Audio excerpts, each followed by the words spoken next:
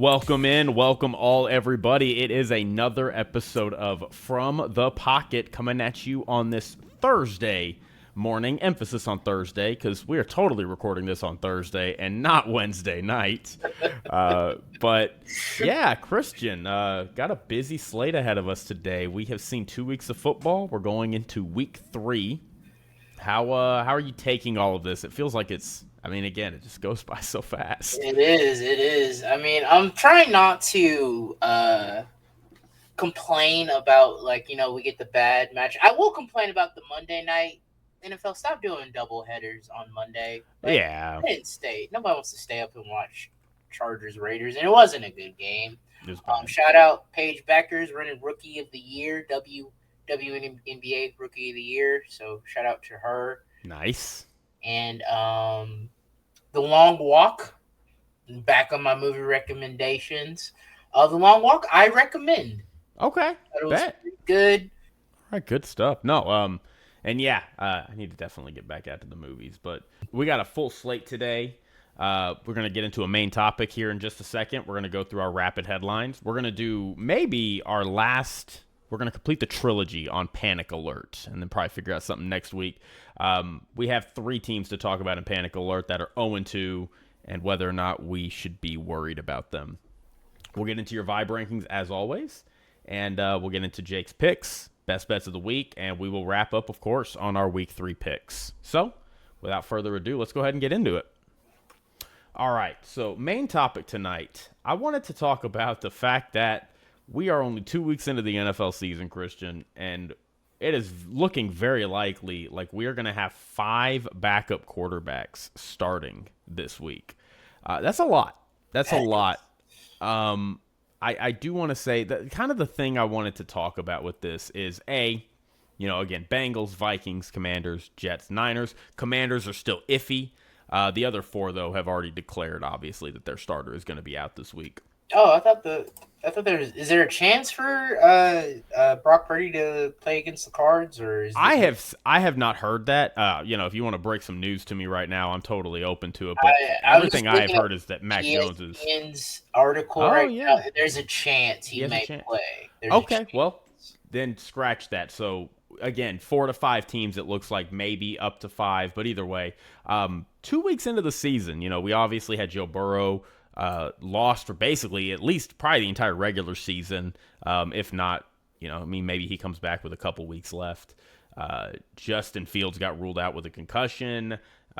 What is it? JJ McCarthy has an ankle injury. High ankle sprain. Yeah, and Jaden Daniels is dealing with an ankle injury as well. So a lot of injuries. I wanted to ask you, Christian, I guess first off, how do you think these injuries could affect these teams? You kind of want to go down individually. I don't know. I feel like the Bengals, it's pretty obvious. Like, I feel like maybe we think their season could be over. I don't personally share that. I think they can. I mean, Jake Browning, we have seen him. We talked about last week. He did go 4-3 in that stretch there when Joe Burrow was injured. They missed out on the playoffs by a game, so unfortunate. I think he can hold the ship down. I mean, there is talks that maybe we could see Joe Burrow before 2025 ends. It'll all just depend on how well he can hold the ship down. Here they are 2-0 on top of their division right now. How long they will hold that, we will see. But I do think they have a quality backup. I mean, he's up there. Mac Jones is okay. Tyrod Taylor, he's okay. I don't even know who Jaden McDaniel's backup is. Is it Sam Howell still? Or no, Sam Howell does not. Okay. And then Carson Wentz coming out of the grave to back the Vikings up. So I still think Jake Browning is a good enough backup. We'll see. I don't believe in the Steelers that much. So all they really got to contend with is the Ravens, and then they got out a week 1 against the Browns. So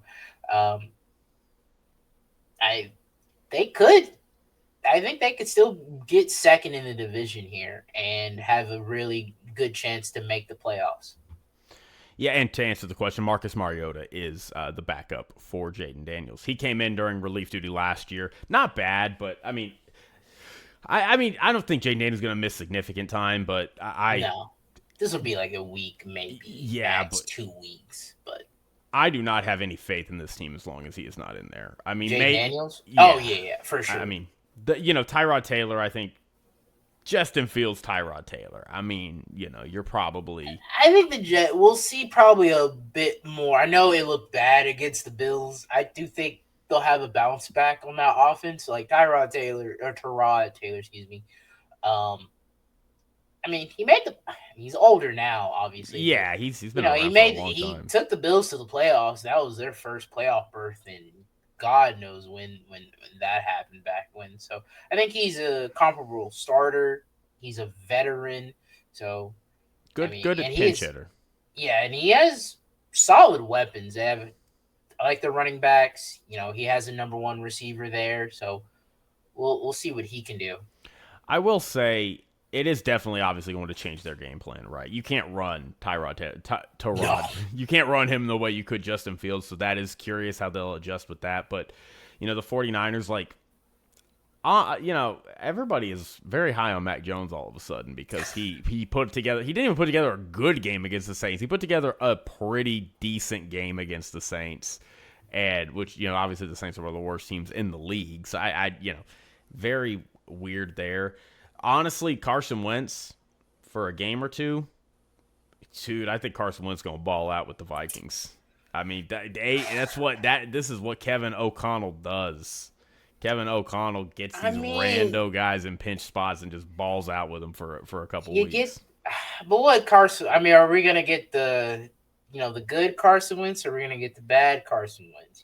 I think we get the good Carson Wentz. I think he's this. It's a weird thing. Like the data, but the data backs it up.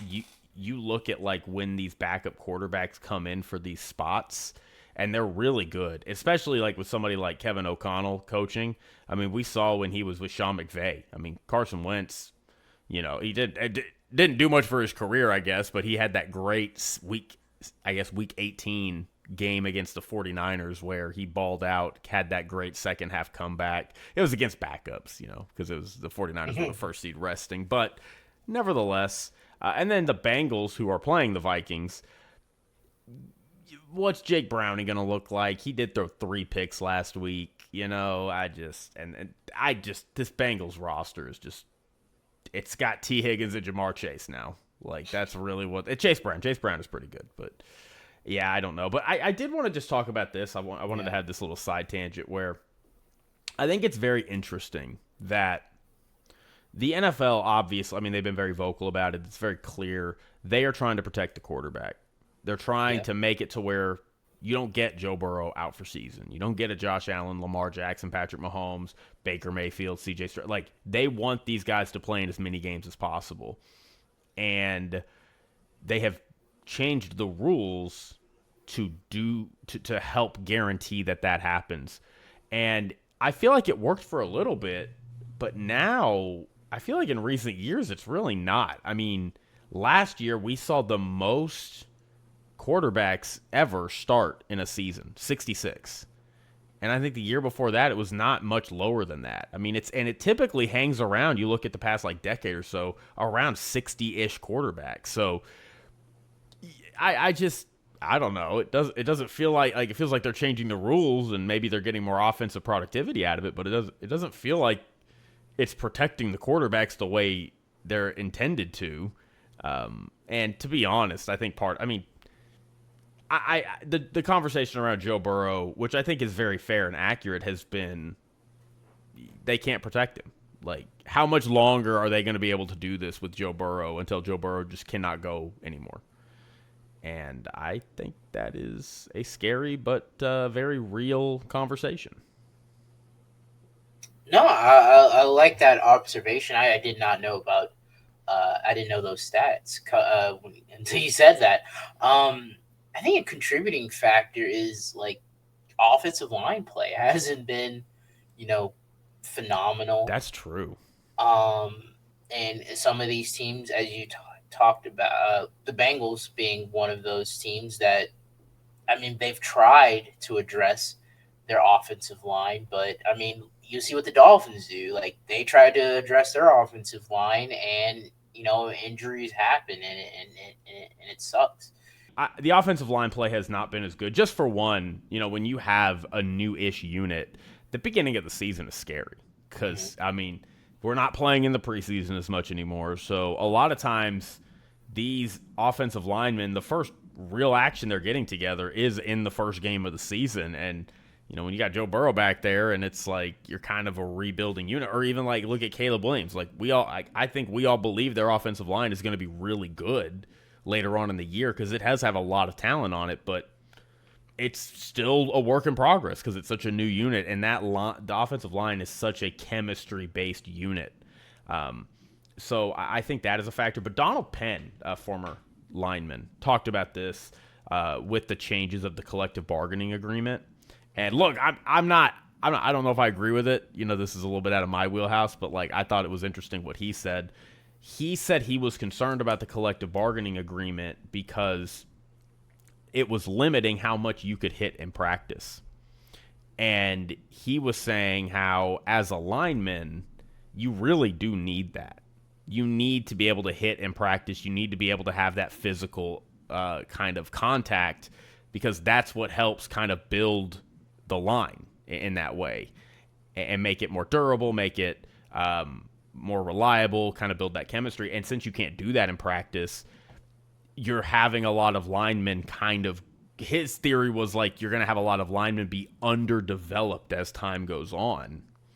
And, he's like, I got to hit early in my career, so he's like, I feel okay. I'm glad I kind of get that rest now as an older guy. At the time he was saying this, he's like, but like new guys that are coming into the league, he's like, they're not going to be as good. And I feel like we're kind of seeing that a little bit. I also want to bring up a point many people bring up. It usually takes offenses at the beginning of the season. It takes Mm-hmm. a little bit more to adjust to, like, I wouldn't say adjust to but like it takes a minute. Like defenses are usually set, and it takes a minute for the offenses to get going in the NFL the first few weeks. So I think that could also be a factor.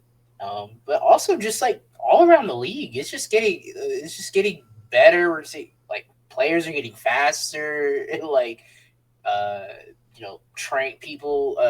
People are taking it like very very serious and keeping their bodies like healthy and nutrition and all that stuff. So I mean, the NFL's doing their best to protect the quarterback, but at the end of the day, it is football, and Yeah, you're can only gonna do so get much. hit, Yeah. and you're not gonna be able to take all these hits. And Joe Burrow specifically, like, I hate to say it, and I'm gonna knock on wood after while I'm saying this, but he kind of is on the Andrew Luck trajectory. Like I think he's been one of the most hit quarterbacks in the league. He's taken, I think, the most sacks since he's been in the league. And the Bengals are just like, oh, here's Jamar Chase, let's pay him. Oh, here's T Higgins, let's do him and draft him and stuff like that. I mean, they did draft a guard in the first round, but I mean, you got to keep your dude. You got to keep your dude. Since we're such a quarterback driven league, you got to keep that dude upright. And they have that dude that can uh, win the tough games and be big in moments. So it starts with protecting them. And just last thing I'll say to your point about the league kind of just becoming faster, stronger. The the genesis of this new age of defensive linemen that we're seeing, where there is such, like, it's always been there, right? But like there's been such an emphasis in the past decade of the importance of having an edge rusher. I mean, Yes. I hear people talk about all the time the three most important positions in the NFL is your quarterback, your left tackle, and an edge rusher. And I mean, we have seen some freak of nature. We have so many. I mean, they are just, it is a conveyor belt every year of these players coming out of the draft, just how many edge rushers are coming out, how many great defensive linemen are coming out. And, when you have an offensive line that is struggling and they're, I'd hate to be the guy who has to go against Myles Garrett multiple times. I mean, Myles Garrett's been playing really well again this year as he does every year. So, yeah. All right. How about invest in the running back position? That's true, too. That also kind of leads in the offensive line as well, but. Well, we're seeing that too. That's another conversation. But the comeback of the running back position has been so amazing to see, because I remember there was a period of time we were talking like maybe running backs just won't exist in like 10 years. And now they do. Now you have to have one. Okay, let's do rapid fire headline. Christian, I'll start us off here. I just wanted to talk about this. The Baker trash talk moment in the game against the Texans. It's one of my favorite moments I've seen this season so far. It was a great tweet. It's like Baker had to he was it was almost like the trash talk was his revitalized moment. It really was funny, great to see. Baker. I mean, he was like that in high school. I mean, I didn't know him. I'm not going to say like I knew him personally in high school. But, for context, Christian went to high school with Baker Mayfield. And we practiced where we were not practice with varsity, but like we had two fields, like JV or whatever. And yeah, I mean, he was always, he's a, shorter guy, but he's always had that fiery competitiveness to him. And you could see that. Throughout his high school, college, being a underdog and all that, and coming into the NFL, being number one pick, not starting immediately, getting the start, played well for the 4 or 5 years he was in Cleveland, and he got booted out, and now he's with the Bucs here. It's just great to see, and not gonna lie to you, didn't think we'd be here with Baker. He's still in the league, and in the MVP conversation right now, and he is playing great football right now. So, it's great to see. Told me 2-3 years ago that like, hey, in a few years you're gonna be picking Baker Mayfield to be an MVP, and it's not even gonna seem that crazy, I'd have been like, how is that even possible? And here he is. He's been doing it with different play callers, like every year. I mean, he's got his past two play callers. He has gotten them jobs, so it's been awesome. Good for Baker. Might be on the move after this year, dude. That's again. At some point, we just have to say, is it just Baker? Because look, I don't mean to be mean, but you see what's going on in Carolina with Dave Canales. It's not pretty. And jury's obviously way still out on Liam Cohen, but his team just melted down in week 2 against a backup quarterback. And that was more of a Trevor Lawrence thing. But, it's like, at some point are we just like, Baker is just this is just a Baker thing. So, anyway, I just love seeing him get it was like, again, it rejuvenated him where he's, like, hurt, and it's like trash talk just healed him immediately. I got to talk to CJ Gardner. It's like, hey, what? So, anyway, that was hilarious. But, yeah. All right. What's your next headline? I just want to do a quick thing. So I should have brought this up Sunday, but I just didn't cross my mind at the point when we recorded. But there are free Rasheed shirts that Travis Kelce and other Chiefs players wore on Sunday before their game for the Eagles during warmups. That was just poor taste. I'm not going to say anything like new or if for people that are on social media and stuff like that have seen this. It was just poor taste. And just a quick reminder of what happened to Rashee Rice and why he is suspended. He was caught on video in a very in his Lamborghini going 120 up to 120 miles per hour in Dallas, by the way. Yep. I reckon I know the highway he was on. I know Dallas. Exactly where it happened. And it caused a 6-person crash no. Thankfully, nobody was injured. No, they Or were injured. They didn't. not Yeah. killed, but Yes. six pile car pileup, and with multiple injuries, and also the cherry on top, he fled the scene, which is a crime, Yeah. and he fled the scene, and now he's facing the 6-game suspension. It should have been more. Honestly, I thought it was going to be 10. I thought it was crazy when everybody was just assuming it was going to be 4. I was like, the NFL, dude, the NFL is going to want to suspend this guy for 10 games, and they did. But they settled with the union at 6. So anyway, and he's apologized and all this stuff. He says he's learned his lesson, and the free it's like, bro, what do you mean free him? It's not like this was allegations. We caught, he is on tape, and he fled the scene. Like, this is like, who thought of this? Like, that's not okay. Like, would you wear this shirt in front of the victims that that he hurt that day? it's very Like, weird. what are you doing? It's very odd. I really don't know what the thought process is there. Just a little bit more. Just like, think that thought just a little bit longer. I do agree. All right, let's get to our next one right here. I did want to, so really quick, nice new headline for Washington Commanders fans. Washington, D.C. City Council approved the Commanders' return to the stadium site that their old RFK Stadium sat at. I guess if you're a Commanders fan, this is happy. I know they've been trying to do this for a while. So coming back to D.C. Now? They play in Landover, Maryland, is what I Oh, believe. so I think now FedEx Field is in Landover, Maryland. I can double check. yeah, Yeah, it is in Landover, Maryland. yeah, good for them. And good for, they don't have to drive that. I guess, is it far? I don't know. I haven't been in that area, so I can't. I don't know where Landover, Maryland is in relation. I would not imagine it's very far because, I mean, it's literally like, it's all right there. I mean, D.C. is in the middle of, like, Virginia, Maryland.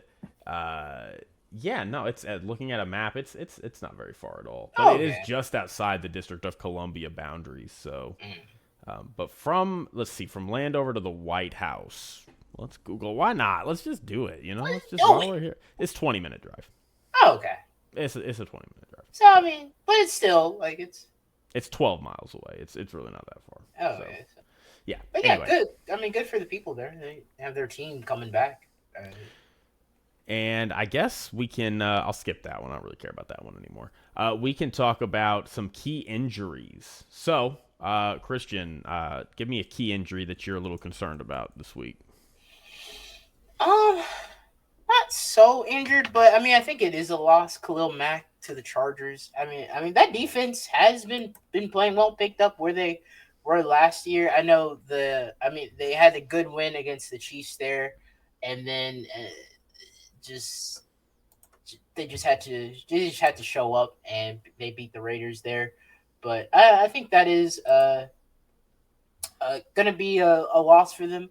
But I think this unit has been playing really, really well. So, yeah, we'll see how they move going forward. But I mean, Khalil Mack is still a great pass rusher. So I mean, it does hurt a little bit. They are going up against the Broncos here in a divisional matchup, which could really set them apart in this division. If they can get a win here. Okay. No, yeah, that's a good one. We got some pretty key injuries going into tomorrow night's game, or tonight's game, technically. Matt Milano and Ed Oliver are both going to be out, more than likely. Darren Waller's dealing with a hip. I think, Jalen Waddle has been limited, so he is questionable. So, yeah, a couple injuries going into tomorrow. Just some other highlights. Tyler Warren is on the injury report. He did not practice, but I haven't heard anything that he might be out. So, I guess we'll see. Xavier was limited on Wednesday, so he could be eyeing a comeback. That's nice. Brock Bowers, who missed this past week. Did he miss this past week? Did he play? Did he play? Did he play? I mean, it didn't matter. Yeah, I mean, I think he did play. I think I did. I do think I remember saw the update that he was going to play. He did play. Yeah. Okay. But Brock Bowers did play in week 2, but he is also practicing on Wednesday, so good for him. Ladd McConkey did not practice. The Cowboys are going to be missing Cooper Bebe for 6 to 8 weeks with a high ankle sprain. Dang. Yeah, that's a tough one. That's a tough one. And then Dallas Goedert returned to practice on Wednesday, so that's just a couple of key hits. Any other ones that are standing out to you, Christian? No, not right now. The Buccaneers are having a tough go at it at their receiving core. Chris Godwin is obviously out. Yeah. Jalen McMillan is on injured reserve with a neck injury still, so I mean he's probably not going anywhere from there. And then Emeka Egbuka did not practice on Wednesday with a hip and groin injury. Damn. Now Emeka Egbuka is having a great rookie season right now. A lot can happen, but he is looking like he is going to be on the trajectory where he's going to be a top 5 receiver by the end of the year. I mean, just immediately just having a huge impact on the game. Darren Waller's still out. That's crazy. I'll go top 10. I won't say top 5 because Malik Neighbors had about as good of a rookie season as you could have, and I don't think anybody considers him the top 5 yet, but he could be by the end of the year. But anyway, George Kittle still on injured reserve. Brock Purdy, as we talked about, questionable. Jawan Jennings did not practice on Wednesday. And Zach Charbonnet for the Seahawks did not practice on Wednesday. So a couple, injuries, that's what it is. We're getting into the dog days of the season. They're going to start piling up. So, okay. Anyway, we can move on, Christian, to our Panic Alert. The Trilogy, Part 3. We wrap it up here. So going into week 1, we talked about if this team loses, should they be panicked? We talked about teams that were 0-1. If these teams lose and go 0-2, should they be panicked? And now there are 3 teams I'm looking at that I like. There's I think 10 0-2 teams, but a lot of them usual suspects: Browns, Jets, Saints, etc. Titans. I don't think anybody expected them to have like great seasons. But 3 teams here on this list, I think we all had high expectations for, at least in some capacity. Or some of us, not all of us necessarily. But, Christian, I think the obvious one, the elephant in the room, the Kansas City Chiefs. They're 0-2. They're playing the Giants on Sunday Night Football. They're also 0-2. It's tough. It's very tough to, I feel like the answer to these is kind of just on their face obvious, because it's like if you fall to 0-3, your season is probably over in some capacity. It's very hard to get out of it. 0-3. You gonna look at the data? Yeah. But I should have pulled it up. I think I'll just kind of tee us off. I'll just tee us off here, though. For the Chiefs, it's one thing if they fall to 0-3 and we're like, I'm not worried about the Chiefs. They've had a tough schedule. But if falling to 0-3 means you lose to the Giants,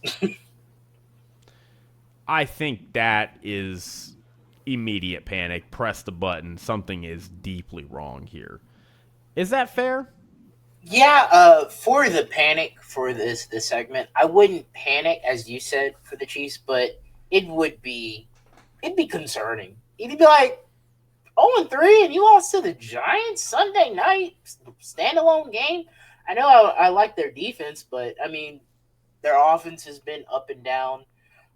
And just a quick thing, and I'll throw it back to you, Jake, for the 0-3 NFL playoff chances. This is from the Google AI. So, an 0-3 start in the NFL historically is a poor chance of making the playoffs since 1990. Only 4 of 162 teams have made it, a mere 2.5% success rate.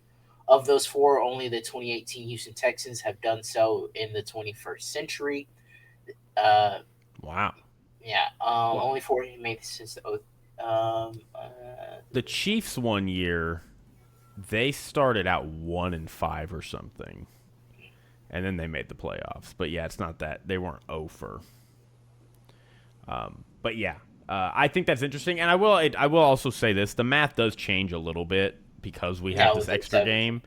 Yeah. But nevertheless, oh, and I mean it's not just because it's on one hand, it's because it's so hard to win enough games to make up for that 0-3 start. But the other factor of it is the teams that start out 0-3 just aren't good. Like that those are typically going to be the bottom of the barrel teams in the NFL. It's not, so I think it's kind of going on there. But I mean, I got to go a little stronger than you. If the Chiefs lose to the Giants, I'm doing it. I'm officially saying they very well might miss the playoffs. I will go that far. I can't see them missing the playoffs. I know. I get you. It'd be crazy because I think because of your Broncos, I think is what is the issue there. I think. I mean, the record doesn't show, but I think they're better than the Broncos. I Whoa. haven't liked Bo Nix fixed his problems from week 1, but that pick at the end there, Yeah. kind of trash. So I do think they're better than them, but um, I think the Chiefs are better than the Broncos, and so I think that's where I can still see them making the playoffs. But I mean, they're 0-3, and the Broncos get a win here, and they'll probably have some confidence going into whenever they match up. So, and I if they lose just that one, and they almost lost that one with the one they actually played with Mahomes, they lost to that one by a blocked field goal. So Broncos could have yeah. could have some like, hey, we can beat this team, and then at that point, Well, and I mean after this Giants game, they got the Ravens next week.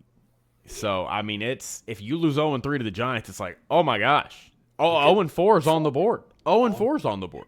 then So okay, if they go 0-4, I don't again like I don't I'll think they're gonna probably join. lose this week. Like Yeah. I would put the chances at almost 0% that they lose this week.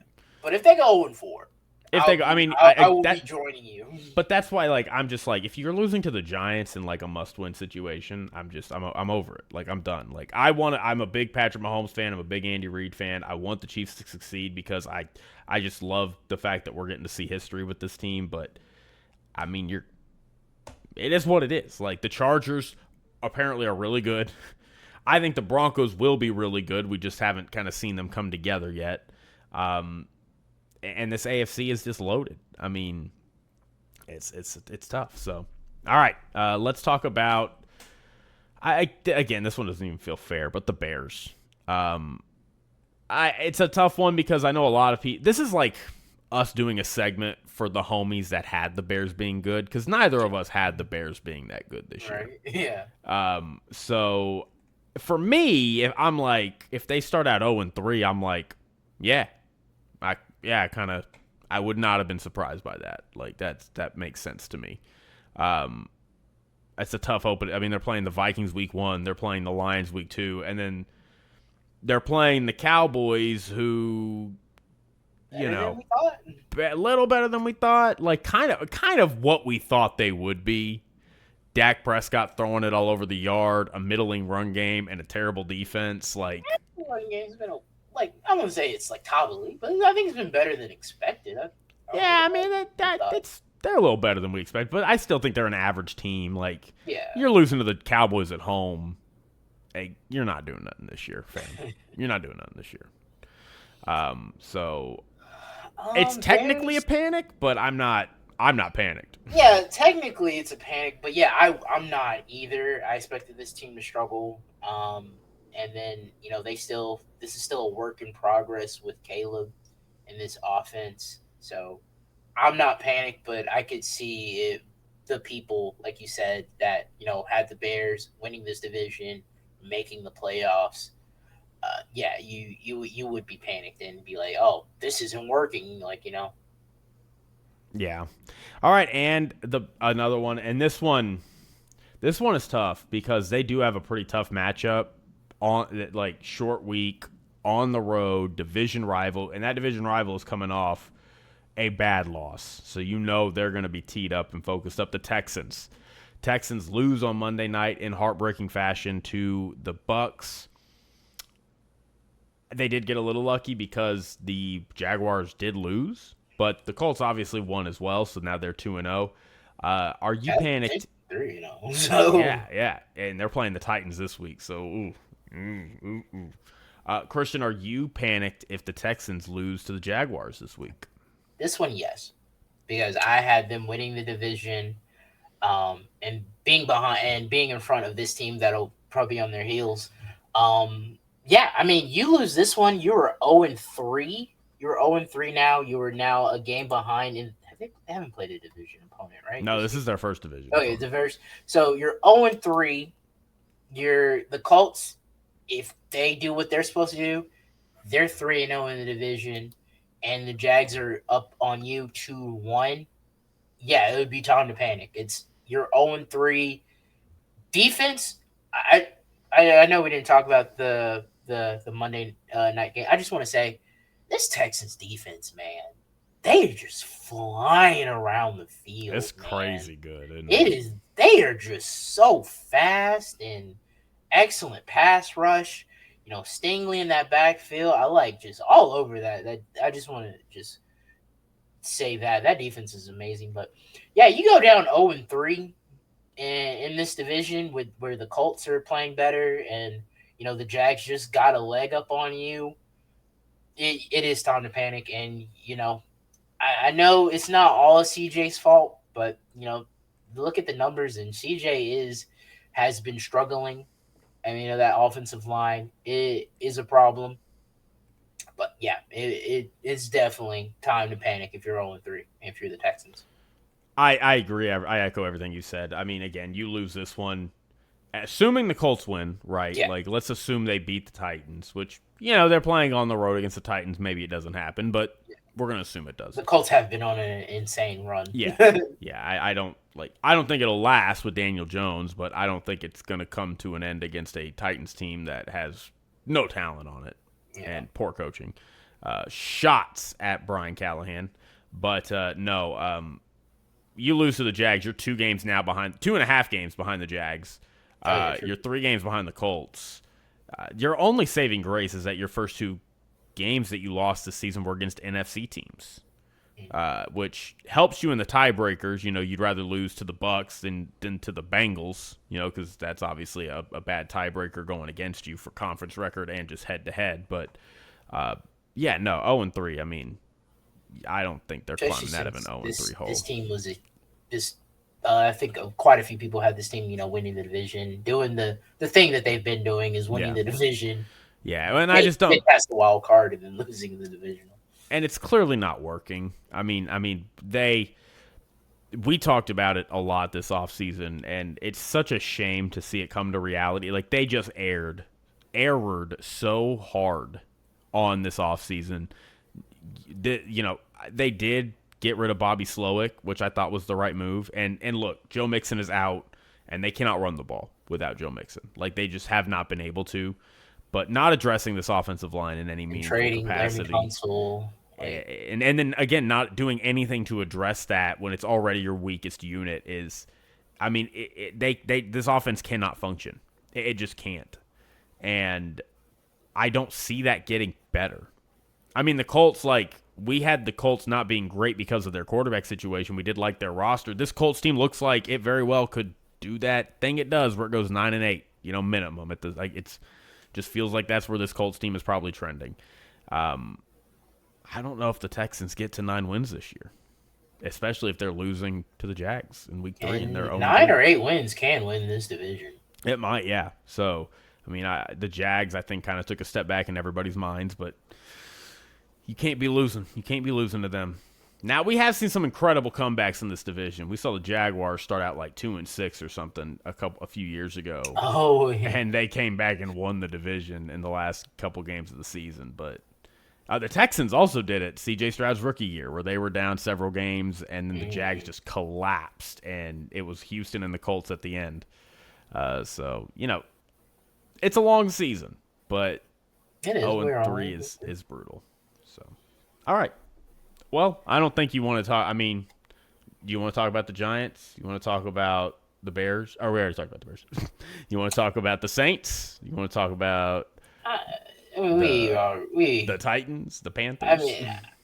I mean, I'm a little sad about the Giants, obviously, but no, we expect the Saints to be bad. The Dolphins, I didn't think they'd be this bad, but it is what it is. And then who the other 0-2 teams? Panthers. I'm just disappointed in Bryce Young. Jets. Browns. Yeah, we expected the Browns to be bad. I expected the Jets to at least be 1-1 by this point. But they should have probably been 1-1. They should have beaten the Steelers. But I didn't expect the Browns to be good. Yeah. I expected Joe Flacco in the first couple of weeks. That is fair. To have at least a respectable, maybe below average offense. Through 2 weeks, this offense has been horrible. It's been terrible. It's not all of it is Joe Flacco's fault, right? Like, again, when you have receivers just going into the defender's hands with the ball, like what am I supposed to do? Yeah, not much you can do there. But I mean, what they did against the Ravens in week 2 was embarrassing. So anyway, all right, we can move on to Christian. I want to hear what the vibes are telling you. The vibes are nice this week. It might be a little surprise. It might catch you off guard here this week. But starting at the bottom here in shambles, it's most of the 0-2 teams. Giants, Panthers, Dolphins, Browns, Titans, Saints. Nothing new here. A little sad about the Giants there. Dolphins being 0-2, potentially 0-3. Playing against the Bills on Thursday night. We'll see. All right. Next up, we got a little hope. Maybe these teams can not turn it around per se, but hopefully we'll get back on the win column and, feel good about themselves. It's the Jets and the Raiders.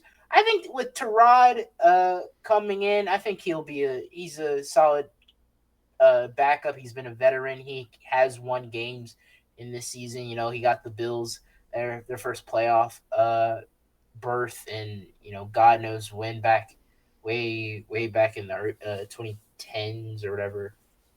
And then the Raiders, that was a bad game by Geno, 3 interceptions. But I think they'll have a bounce back game. Looks like, I guess, the Chargers are better than we expected, so I think they'll get it corrected. Still not going to be great, but they'll get it corrected. Next up from here, we got some hope. Got some hope for these teams. Some hope. The Jags, obviously, for all that Trevor Lawrence bad he did. Brian Thomas Jr. did drop that ball on that 4th down when he was wide open in the middle of the field. Don't know what's going on there with Brian Thomas. I don't know if he just hates Trevor or whatever. Damn, I'm ready. I don't know what's going on, but they did have a chance to win that game, and it got dropped. So, Texans, as we just talked about, 0-2 start. They lose to the Jags. It's looking real ugly. And then Chicago. I have some hope that this will get better with Ben Johnson and Caleb, this marriage here, but I think it's going to take some time. I know a lot of people were expecting this just to immediately kick off, but it's not Madden, folks. It is not Madden. I think we called this one correctly. We have so far. We've been right about how Chicago season is going to go. Has been going so far. All right, next up here we got what was that? What was it? Arizona. You were up 27-9 going into the fourth quarter. Back-to-back weeks, they have let two bad teams get back into the game at the end of it. And especially since, their they invested so much in that defensive line, and, Calais Campbell is making plays out there for the Cardinals, and their guys that they drafted last year coming back healthy. Jonathan Gannon, you got to fix these collapses in the fourth quarter. You're playing the 49ers here, winnable game for you, and for you to take control of this division, be 3-0. So you got to get that fixed. Steelers,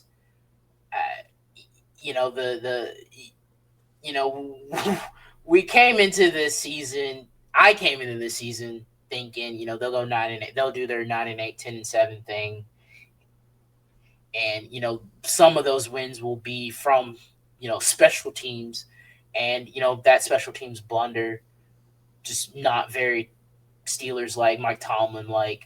Just what was that? Commanders, it was a tough game for them. I mean, the Packers are way better than we expected. Are scary good.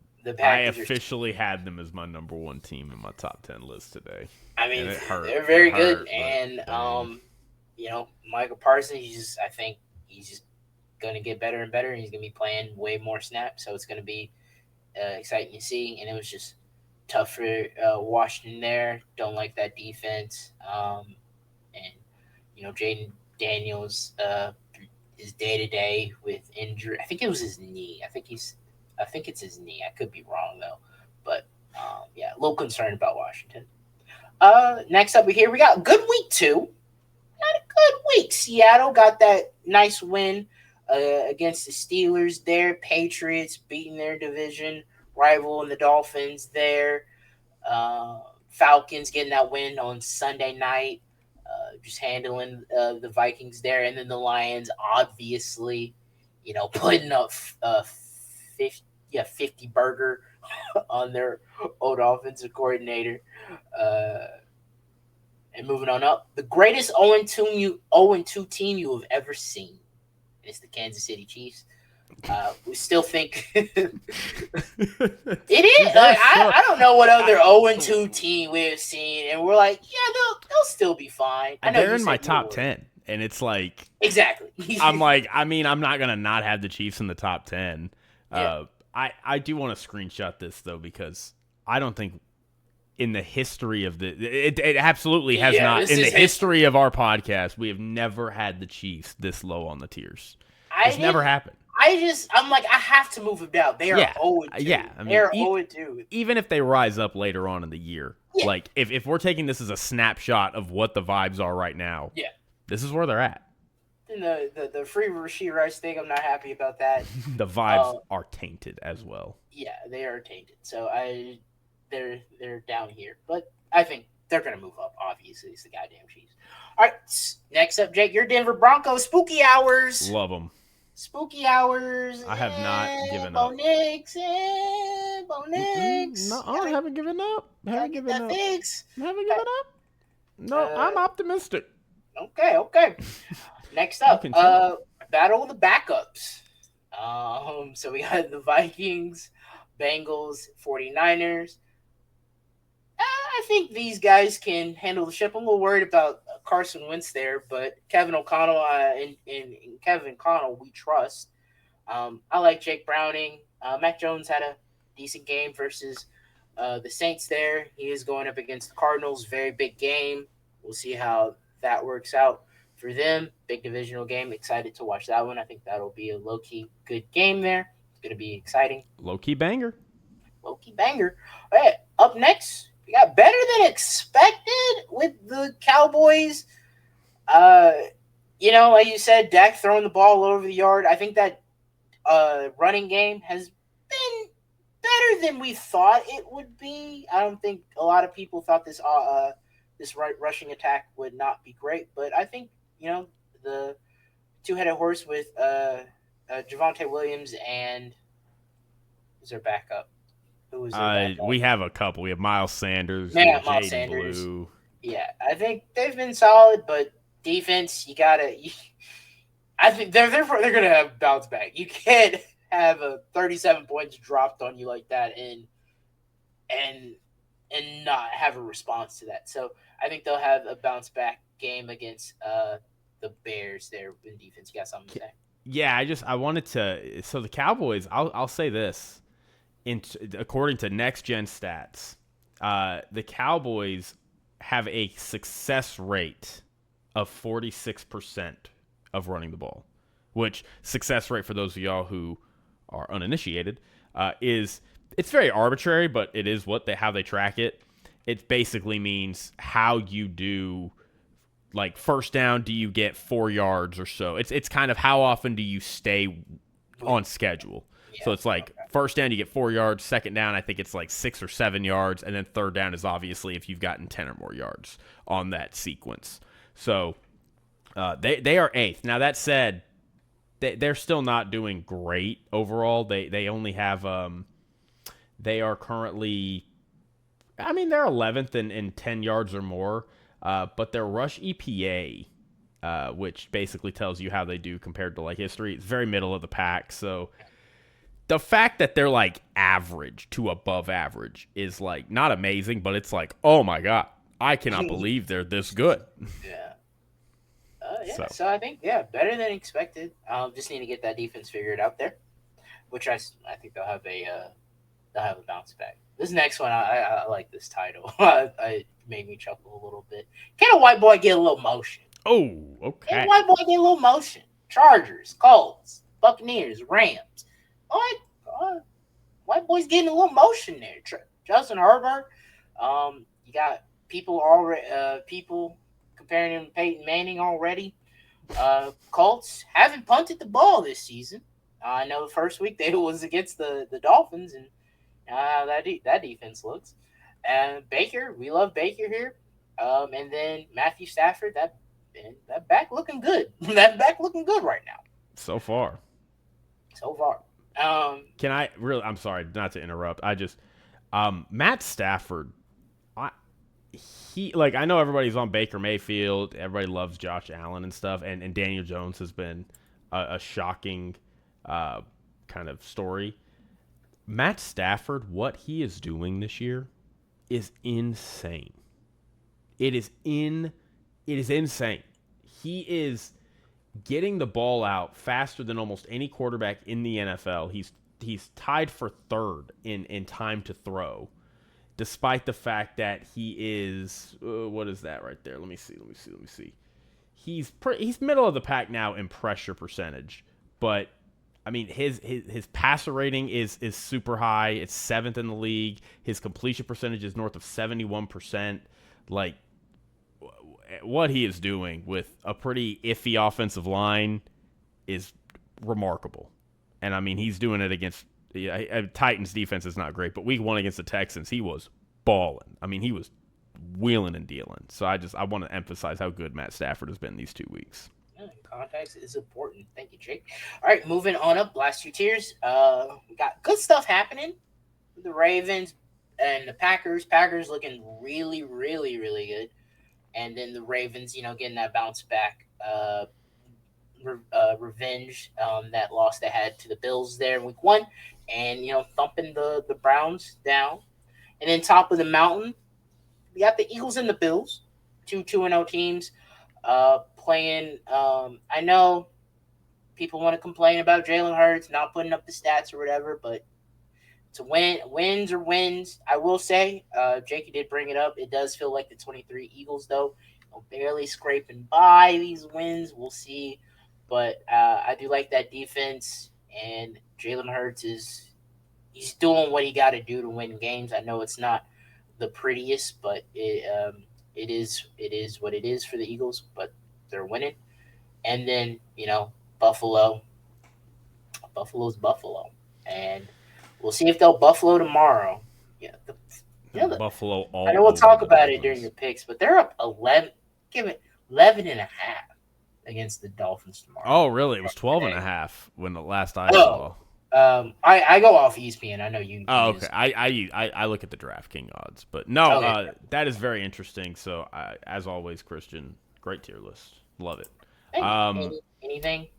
I would move the Titans up from in shambles to a little hope or some hope. Not like for this season, but like if you're a Titans fan, you've got to be happy with what you're seeing from Cam Ward. Like That's fair. you're like, oh, this is awesome. We have a quarterback. Like it's very. I know Justin Fields did not pan out, but it's very like 2021. What was it? The 2021 Bears with Justin Fields, where it was like, hey, we're losing these games, but Justin Fields is so fun to watch. This is so cool. Maybe it's 2022. But, yeah, so I would have them up a little bit. Cowboys, look, I love the Cowboys. You know how I feel about the Cowboys, but I don't know if they should be above the Niners and the Vikings and the Broncos. I don't know. Like, their defense was horrible. It was really bad. I'm not. It was really bad, but I mean, I dig it, and I look, I love the love you're showing for the Colts. Like, you know, I wanted to have them in my top 10. I didn't have them in the top 10 just because I'm like, I want to see y'all do it just like for a couple more weeks. I want to see, because like again, the trope about what happened with the Saints last year is always there. They have been getting compared to the Saints. Looked amazing, and then it all came apart. Now again, I think they are better coached. Won't come apart right now. We'll see. I think they are better coached than the Saints were with Dennis Allen. I think Shane Steichen is a great coach. I think they have more talent than the Saints had last year. Can Daniel Jones keep it up?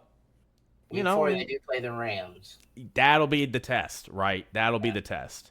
I don't think this Titans game is going to be a great test for them. Like, if the Colts are good, they should take care of business, even if it is a division rival on the road. Like, you should take care of business. So we'll see, dude. I do not hate having the Eagles on top because I mean they're 2-0. You know, they've won their games. They've won their games doing what the Eagles do. Like, it's not looking pretty, but it's coming together, and they're winning while it's coming together. But, man, dude, I don't think there is a team that has looked better than the Packers these first 2 weeks. And, like, I mean, they beat the brakes off the Lions. Like, if the gap between them and the Lions I would like to see, now, as what we saw from week 2, I'd like to see what this would match up to be. Yeah. Again, I can't wait for them to play again. Yeah, and the Packers, there's a lot of good games that the Packers are going to get to play this year, so I'm excited to see those. They do get to play the Ravens this year at some point, so that's pretty cool. They play the Cowboys in a couple weeks, which will be must-watch TV on Sunday Night Football. But, I mean, their offense has looked – I think their offense is kind of getting a little overrated. Like, it's been good, not great. But this defense, dude, is crazy. It is so good. I'm gonna give you some more next gen stats while we're here. Go ahead. Just because. So yards per play given up on defense, 3.7 yards a play. 3 touchdowns given up. Their pressure rate's a little low relative to the rest of the league. They're actually dead middle of the pack. But I mean, this unit's just really. I saw somebody be like, "Oh, they only have average players outside of Micah." I'm like, Rashawn Gary is not average. Xavier McKinney is not average. Edge Cooper is not average. Quay Walker is not average. Talk to him. Like I just or immediate miss on the Packers. I'll just say it. It's okay. I feel bad about it, but I would have had them on the top tier. You putting them on the second tier, not putting them above the Eagles, I respect it. I respect it. The vibes are not fickle. Jake is fickle, though. All right. Let's move on to Jake's picks. All right. I won't lie. I have been dreading this segment for 4 days now. I don't even really want to talk about what happened last week, but I owe y'all honesty. And so we got to talk about it. I did not do well. I did. They don't mind. You did. You went 1-0. You're 1-1 on the season. 1-1, baby. I did not do well. I am 3-7 on the season right now. Ooh, now you might go, Jake, you were 3-2 after week 1. How are you 3-7 now? Wait, you didn't hit a single one? And I would say, well, it's because I went 0-5 in week 2. And Have you ever go 0-5? Is this the first? I went 0-5 last year one time. Okay. And it was awful because it tanked the whole. I will say, 0-5 was the bottom. It's when I bottomed out because I'd had a couple of weeks of like 2-3s and stuff, and it was just like they were kind of stacking up against me, and I'm like, man, I'm like 3 or 4 games under, and then I went 0-5, and I fell like 7-8 games under, and the rest of the season, even though I finished positive on the back half of the season, it was just trying to dig myself out of that hole. So I'm a little worried. I mean, I guess good news is I bottomed out earlier, but we really need to hit them this week to retain my reputation. 3-7 here. Look, we go 5-0 here. I don't know if we're gonna go 5-0 here, but we go 5-0 here, or 4-1. We go 4-1. That's 7-8 on the year. That's a very manageable hole to get out of. So we just need a good week. So I got some good picks here. I you know what? No, I owe y'all the autopsy. We're gonna go through last week's games and talk about what I picked and what I missed. So. The first game I picked Cowboys minus 5.5. I should not have done that. I know, like, historically they do roll the Giants there, but I should have just. It's not that it was a bad pick, but like I did not know enough information at the time to make that pick. So I should have stayed away from it. I shouldn't have picked a side either way. What information were you? It's just like. I was going off of Cowboys always roll them. The Cowboys are at home. The Giants' offense is bad. Mm-hmm. And it turned out that the Giants' offense actually was not that bad, and the Cowboys can't stop the moon ball. And the Cowboys might not actually be that good. Like, they're better than we thought, but they might not actually be that good. Mm-hmm. And the Giants kept it close all game. I mean, it was a close game the entire time. So, it's, again, not saying I should have bet the Giants. It's a game I should have stayed away from. I knew I was stupid to take the Broncos minus 2.5. Famous last words, and it almost worked. If Will Lutz doesn't sail a field goal that he should hit no problem in a dome stadium, I cover that game. I should have covered that game 18 different ways. Bo Nix threw an interception. The Colts missed that field goal, but they get a dumb leverage penalty that wasn't even called when the Colts did it just a little bit ago. It was all dumb. Like, it was a bad beat. And I know, again, I shouldn't have bet it because it's like you should have just been smart and taken the underdog at home. But that one should have hit. That's all I'm saying. Should have hit. Should have hit. All right. I picked the Vikings minus 3.5 against the Falcons. That was tough. That one did not work out at all. I picked, and again, I don't regret this one. It is what it is. You got to do it. I picked the Chiefs plus 1.5. Dang. I will pick it every time. It's not going to win every time. It's fine. It did lose this time. Maybe I just stop picking it when they play the Eagles. Yeah, I think maybe that's the move. Pick it against any team but the Eagles. That feels like probably the move. And then I picked the Browns plus 11.5, which, oh man, you're in bad shape when there's 5 minutes left in the game, and I'm just like, okay, if they score a touchdown here, and they score another touchdown, they just get garbage time touchdown, we cover. And it's like they're not doing that, dude. They have 10 points and they've given up 41. So, I mean, division rival 11.5. Ravens clearly had some leftover aggression from week 1 that they were looking to get out, and they did. So, just a tough beat. So, just a bad bet. But so that is the autopsy. It's a lot of these. I don't feel like they were bad picks. They just weren't good spots ultimately. I would take the Browns plus 11.5. Like, I would do that again. I would take the Broncos minus 2.5. Are you gonna take the Dolphins plus 11.5? I will not take the Dolphins plus 11.5. I'm either taking Bills or I'm staying away from it, and I'm gonna stay away from that one. Yeah.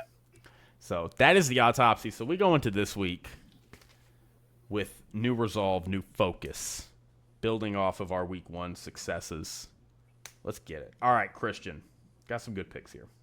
Okay. My first one. I am going to go. Give me. You know what? I'm going to take it. I'm going to go Vikings -3 against the Bengals. 2 backup quarterbacks. I think Carson Wentz is going to ball out for a game. They're at home. If you're taking out quarterbacks, roster versus roster, I just like the Vikings more. And I think that they're coming off a tough loss. I feel like that is a frustrated locker room.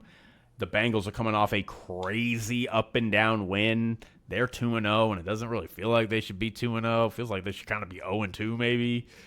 And the Vikings are looking at it like, what the hell happened last week? And I don't know about J.J. McCarthy. You know, I may not be betting on J.J. McCarthy that much this year, but Carson Wentz, there's a ton of data out there that says you should take backup quarterbacks in these spots. And I think Carson Wentz is good for a game in the Kevin O'Connell system. So I'm taking Carson Wentz -3 at home against a Bengals team that I have no faith in, minus Joe Burrow. All right. This next one, tough. I'm taking Texans +1.5 against the Jaguars. Oh, going back to the well. Okay. I'm a little nervous about this one because Texans are on a short week. They played Monday night. They're traveling. So there are some things that do say you probably shouldn't, but like, that's far of a flight. I think the Texans are equipped well enough to beat this team. Defense does travel. And to be honest, the Jaguars, I mean, they're 18th in pressure rate this year. And they have not played – they played the Panthers in week 1. The Panthers' offensive line is not bad. But, like, they played the Bengals' offensive line in week 2. The Bengals' offensive line is not bad. But, like, this is not a formidable defensive line. So, like, the Texans' biggest weakness where they can't pass protect, I don't feel like it's going to be that it's not. They're not going to be able to exploit that. And is Brian Thomas playing? I don't know. Is Trevor Lawrence going to just make mistakes like he does every week? Probably. Is Travis Hunter good? I don't know. He has been bad these first 2 weeks. Yeah, I mean, look, it's an adjustment. Like, yeah, man, it is. It's an adjustment. You're trying to play both sides of the ball. Like, it is. And I'll give it time. I'm giving it time. I'm like, I'm not writing him off, but like going into week 3, I'm like, I don't know if Travis Hunter gonna be that good. So I think the Texans are probably, on paper at least, a better team than the Jaguars. They have an elite defense. They have some skill position players, and the Jags just feel like, I think the Jags ultimately will right the ship. I do expect them to win this division, but they just feel a little uneven right now, and I like the Texans to take advantage I don't like the Jaguars' ability to take advantage of the Texans' weakness. So I'm going Texans. All right. Right here. You ready for this one? I'm going back to the well. You know the one I'm going here. No. I'm going Broncos +2.5 against the Chargers. Stop. No, I won't stop. I won't stop. Jake, please. I won't stop. Broncos. Are you 0-2 on the Broncos? No, I didn't bet the Broncos week 1. Oh, okay. I didn't bet the Broncos week 1. I did last week, though. It's the Chargers? Okay. Yes. Let me hear it. Go ahead. Broncos coming off a very tough loss. Sean Payton pissed. Sean Payton is chewing ass this week. They're coming back. They're going to play a division rival on the road where, to be honest, we know what happens when you play in the Charger Stadium. Most of the stadium is going to be Broncos fans because Broncos fans do travel. Broncos fans are everywhere. They are a very popular team. Chargers good, though. Chargers are good, but look, I love Justin Herbert. Justin Herbert playing great. And I love this defense. This defense is really good. Dion Henley looking like an all-pro, which I called in our predictions. But they're not running the ball well. Omarion Hampton and Najee Harris have not been good this year. Omarion Hampton was decent in week 1, but he was bad in week 2. He cost me fantasy football game, for the record.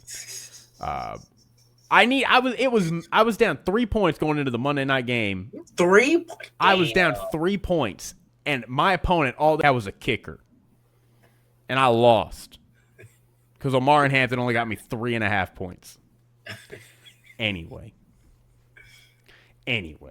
Yeah, I'm going. Look, Broncos plus 2.5. They're getting points coming off a bad loss. Chargers coming off a short week. I like the Broncos to right the ship. I think the Broncos put the league on notice this week. I'm calling it. I'm making the statement. I'm making the claim. All right, Broncos plus 2.5. Can't quit them. All right. I won't quit them. All right. This next one. This is the squarest pick in the book. This is the one that I should not do. This is the one I say to kids, don't try this at home. Not the kids. I'm going Chiefs -6. Oh, okay.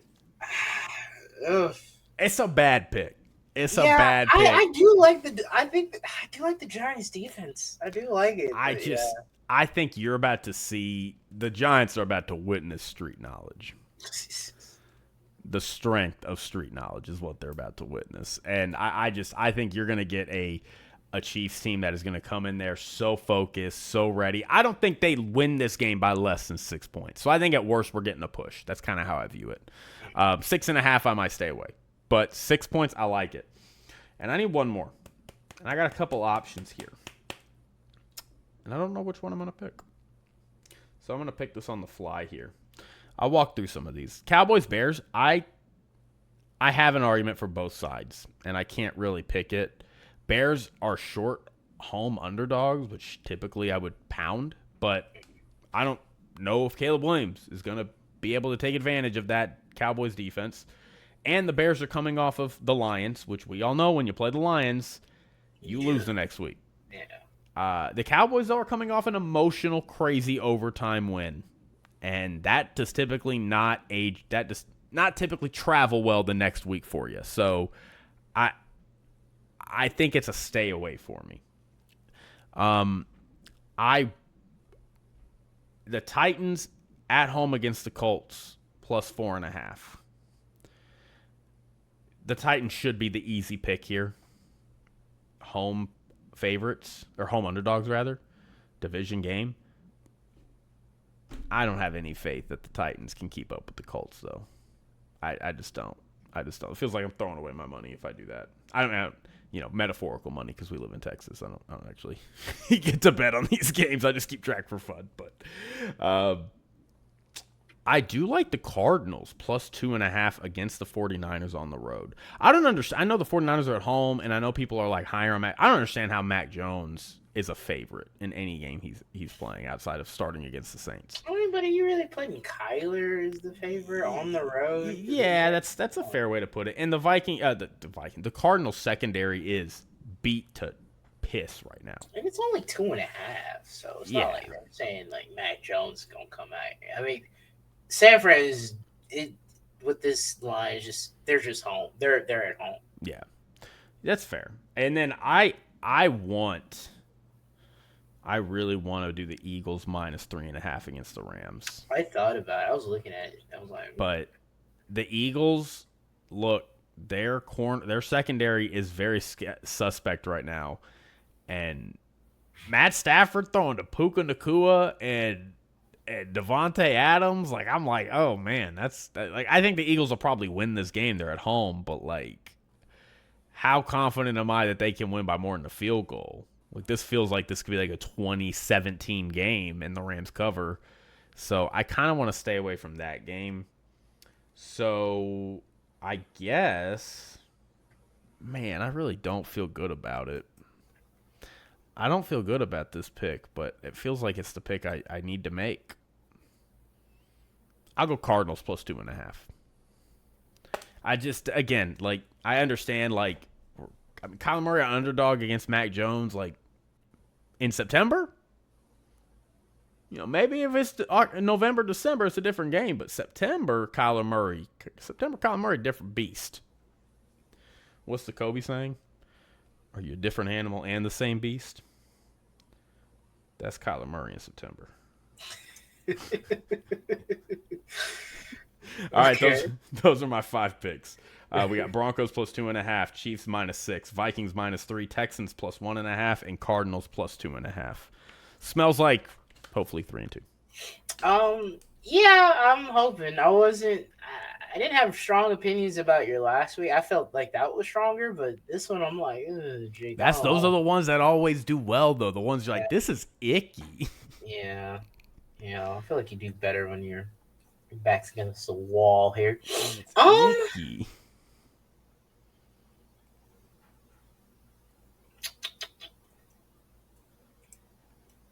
I think I'm gonna go the Jets underdog. Ooh, that's a sneaky pick, but I'm terrified to pick the Jets. But Tyrod Taylor, Bucks banged up still though. Coming off a short week. Had Baker took some shots. Offensive line. What's his name? Their guard, or is it their tackle? I think it might have been their tackle. Get it? Oh, Luke Gadecki. Luke Gadecki is worse. Is he gonna be back or?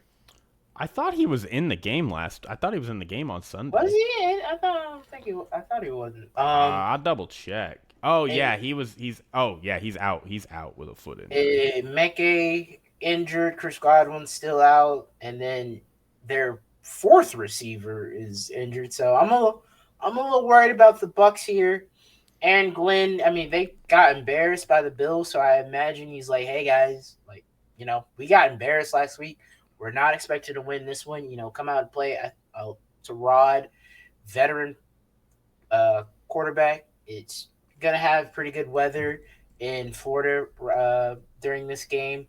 So I'm not picking the Jets to win. I'm just picking the Jets to cover 6.5, a touchdown. I think it could be a pretty close game. I think the Jets defense is a pretty solid unit. I know it didn't look great against the Bills, but I think I think this will probably be a little bit a better matchup for them. Christian, I'll be honest with you. I think this is one of the sharpest picks you have had in our segment. Here's why. You're getting it exactly right. The Buccaneers are very injured. They're coming off a short week. And the Jets had a terrible game. Everybody wants to fade the team that just got blown out, but those are typically the teams that come back and play much better the next week, and they get undervalued on the lines. But here's another thing, and this could just be a coincidence. You say, Jake, that's not related. Last year, the Buccaneers were 2-0.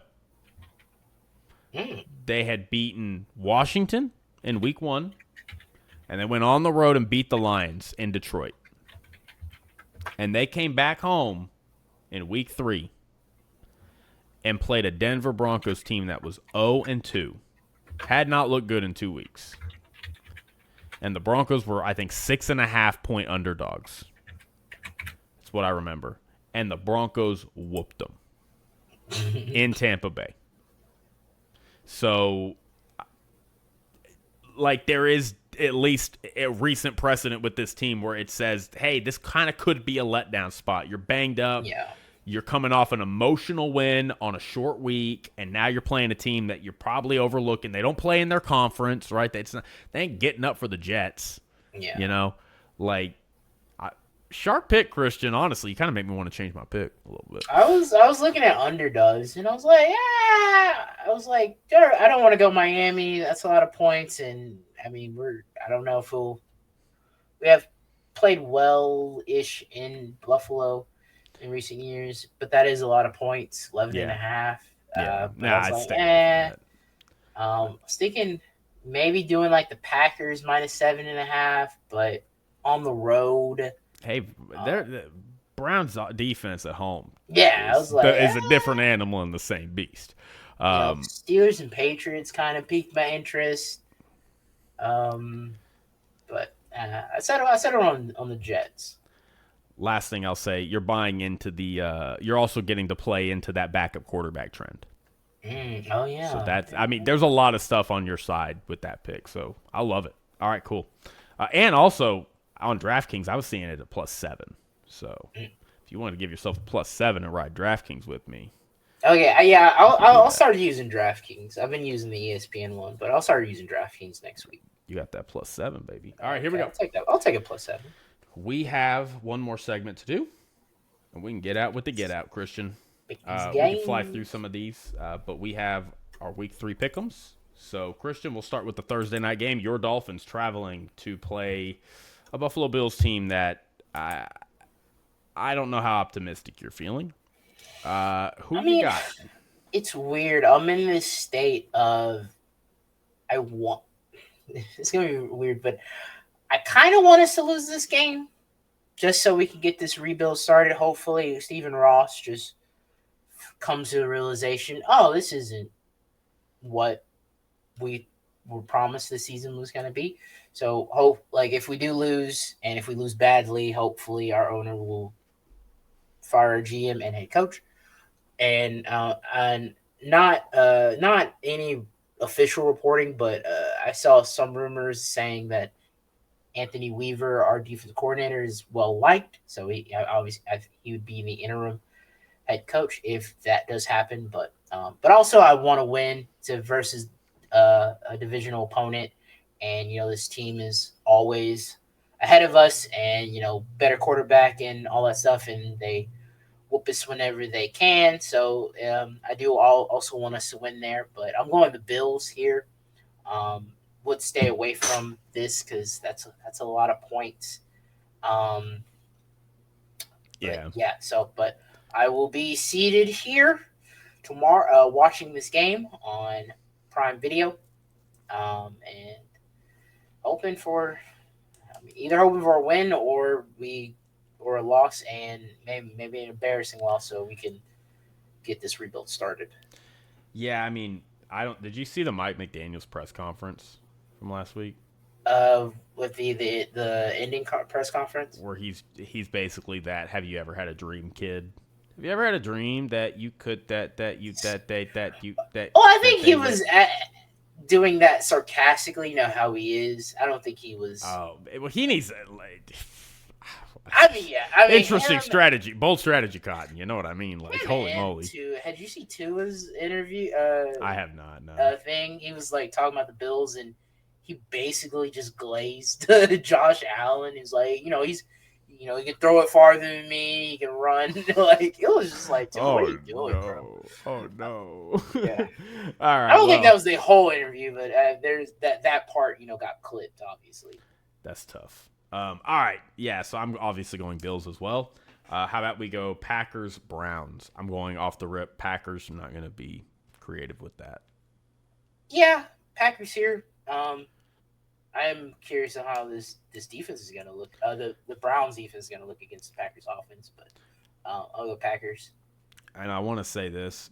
If this is a game where Shedeur Sanders takes his first snaps, that tells you what the Browns think of Shedeur Sanders. They hate him.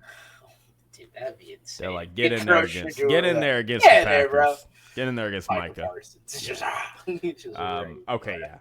All right, Eagles, Rams. I'm taking Eagles at home. I'm staying away from the spread. Obviously, I'm a little scared of the spread, but I think the Eagles take care of business. I think the Rams are good. I don't think the Rams are great. And that's just, look, maybe over time I'll get proven wrong on that, but like this just feels to me like a 10-7, 11-16 that is going to make the playoffs, get bounced in round 1 or 2, and that's going to be their season. And that's a good season, but like I do not think this team's going to go on the road in Philadelphia and pull off a win. I just don't. And I will say this while you sit there and think about it a little bit. I do not want to hear, well, they almost beat them in the divisional. I guess. I guess. Like, they did. They did. Okay. Matt Stafford was right there. Chance to push this game further. I get it. But, like, they were down 14 points with, like, 4 minutes left. Like, that game was not that competitive. And then Saquon breaks off his run where he's hitting his helmet. And the game was over, and then the Rams decided, actually, we're going to do something crazy. And everybody's like, well, the Rams took them to the wire. It's like, in a way that's like the Cowboys scored a bunch of garbage time points and took teams to the wire. I don't know. I'm being a hater, but I'm taking the Eagles. I think I'm gonna go Eagles as well. All right, bet. Yeah. Bucks Jets. You kind of talked me into taking the Jets, but I'm gonna go Bucks. I won't overthink it. You kind of talked me into taking the Jets too. It's that feedback loop. It's pernicious.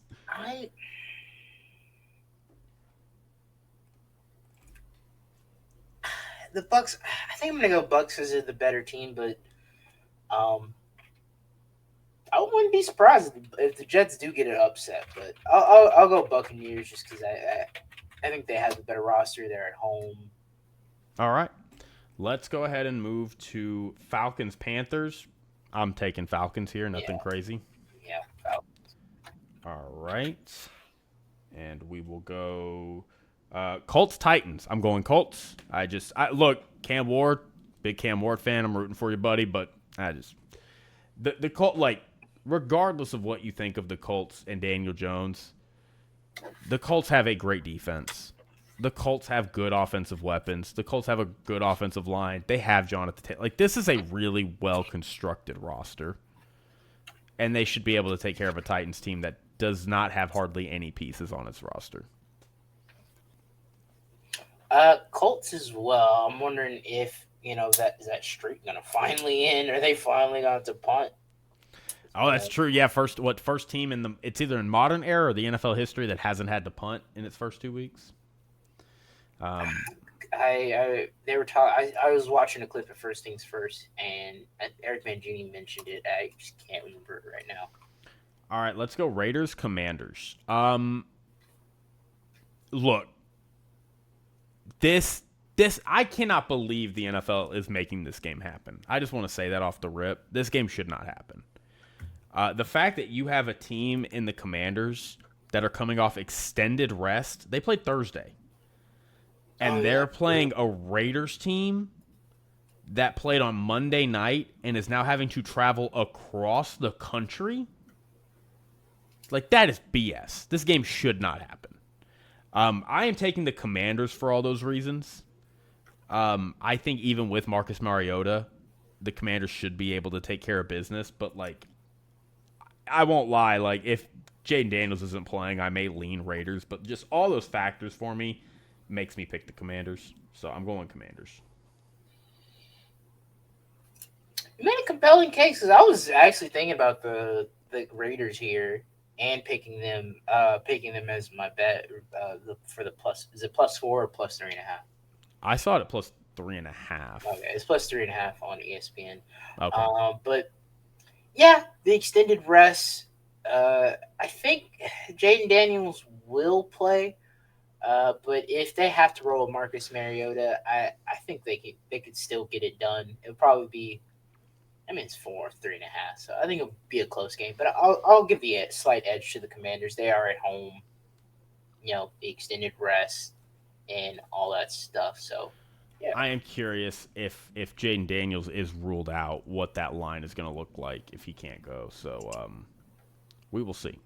It also, there's a lot of gamesmanship that happens, right, where it's like, we're not going to tell you what our quarterback status is, and we're going to make you prepare for 2 quarterbacks. So, like, there's a little bit of gamesmanship that happens there, too. So, if I had to guess, I think Jaden will play, but, they're saying he might not, so who knows.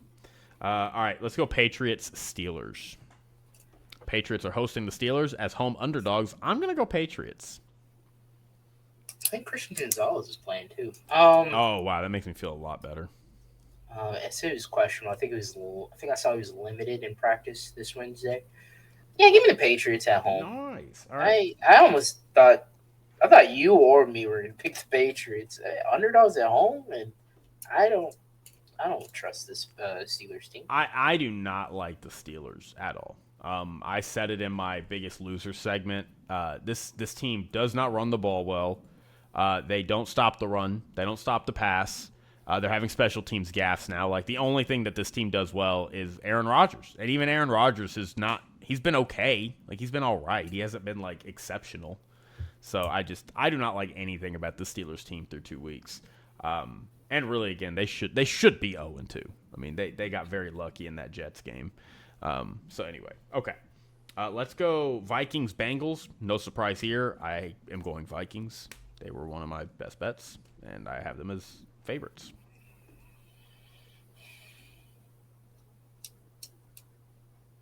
Are the Bengals really going to go 3-0 and send the Vikings to 1-2? Is that really going to happen here? Like, I just don't. I mean, Jake Browning did throw 3 picks. I imagine Brian Flores' defense that thrives off turnovers and blitzes and all that. You know what kind of sicko that guy is over there. Well, we said that about the Falcons. It didn't work out. But... Yeah, well, that's because J.J. McCarthy may not actually be that good. He might need some time, but yeah, he might need some time. He's cooking. He's heating up. Okay, all right. Let's go Texans Jags again. No surprise here. I'm going Texans, but I'm scared. Yeah, no, that's fair. Yeah, I'll go with the Texans as well. Also, they'll get out of this hole that they dug themselves in as well, Texans. But I am also scared for you, as scared as well, as long as with you. Yeah, me too, man. Me too. I'm also scared with me as well. All right, we'll go. Let's go. What do I have? Oh, Seahawks. That says Seahawks on my notes. I can't read my hand right. We got Seahawks hosting the Saints. Yeah, I'm going Seahawks. Almost said Saints there. Maybe I want to go Saints actually. Ooh. Maybe my conscience is trying to get me to go Saints. Nah, Seahawks here. Yeah, I'm going. I like that defense. I'll probably do that. Defense is so good. And again, do the Saints have the defense? Like they have a decent defense. It's not bad. It's a little under. I think the Saints generally are a little underrated in terms of their talent. But like, are they good enough to take advantage of the Seahawks' offensive weaknesses in Seattle? Nah, I don't think so. All right, Broncos Chargers, big game. I'm very excited about this game. Of course you are. Give me the Chargers. Give me the Broncos. No hesitation there. All right, bet.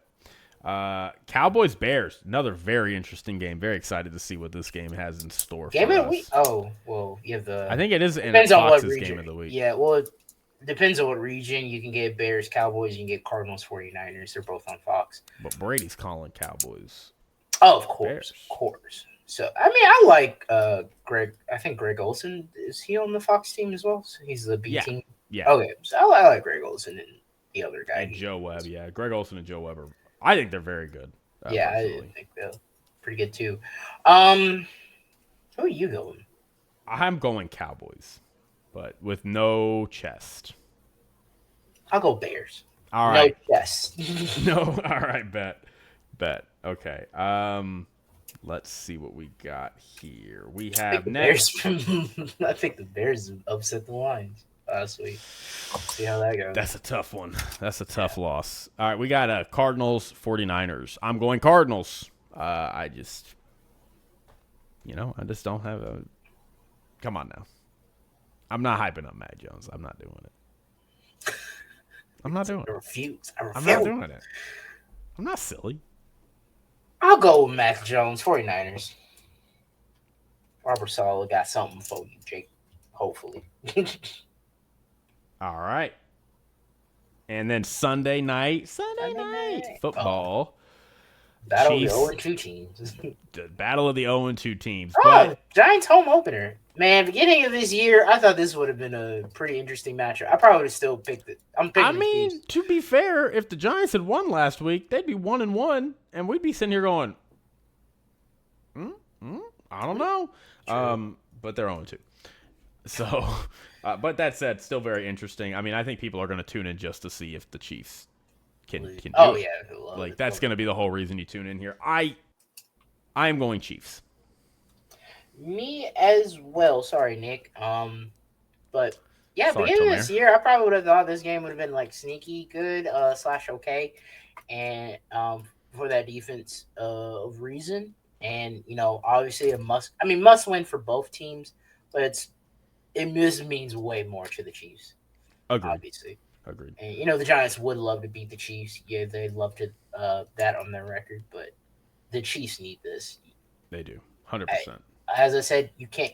They'll probably make the playoffs if they go 0-3, but you don't want to be 0. You lost your last 4 games. That's crazy.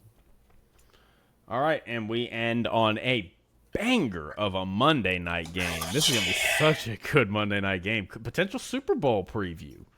Ravens Lions. This is your Super Bowl pick, right? This is my Super Bowl. Yeah. Okay, yeah. Yeah, Ravens Lions. This isn't the second time I've picked this Super Bowl. I think so. I'm gonna go the Ravens. You ain't pulling that bullshit. You ain't putting up 50 points on the Ravens. I don't think at home. That's insane. Yeah, Baltimore in Baltimore is just in Baltimore. Different animal, same beast. You know, like they're gonna have to come correct. I agree. I'm going Ravens. I'm going Ravens as well. I don't know if they've fixed all their issues. Maybe it was just like this is Chicago, and I guess Dan Campbell had some kind of weird. They pulled some kind of weird motivational, like he left us, and it's like, come on, guys, like boo Ben Johnson. I mean, Ben Johnson, classy Ben Johnson handling it. Like, dude, I mean, whatever. I don't care. He did what he was supposed to do. Yeah, but I thought Detroit fans, that was gross. Like that was trash. Whatever. Like, I understand if Dan Campbell's hyping up his team and telling his guys, you gotta do what you gotta do. But the fans, where it's like, bro, I built this. I was one of the people here who turned this whole thing around. Like we were a laughing stock for most of our years. Everybody on that team, like your entire life, this team has not been good. So come on, bro. Little fun fact here. Back in 2023, the Lions were 5-1. And this is the year they went to the NFC Championship and almost beat the 49ers. 5-1, they went into Baltimore. You remember this game? They get stomped. They got stomped 38-6. Shit. Yeah. Stuff's good in Baltimore, and it is. Baltimore. I mean, this is what Baltimore. At least, like, maybe we'll see. Maybe the tides are turning. Right, we'll see. But Baltimore, elite team or not, they will stomp your ass. So we'll see. But yeah, Ravens, I can't wait to see that game, though. But that's it. We've picked them all, Christian. We did it. We're done. This is this week's episode. Thank you for listening, everybody. Tune in on Monday, yes, to hear our recap of Week 3. Give us a comment, give us a like, give us a share, give us a rating. Tell your friends, tell your mom, tell your dad, tell everybody you know. We appreciate you. We love you. We cherish you. Thanks for rocking with us.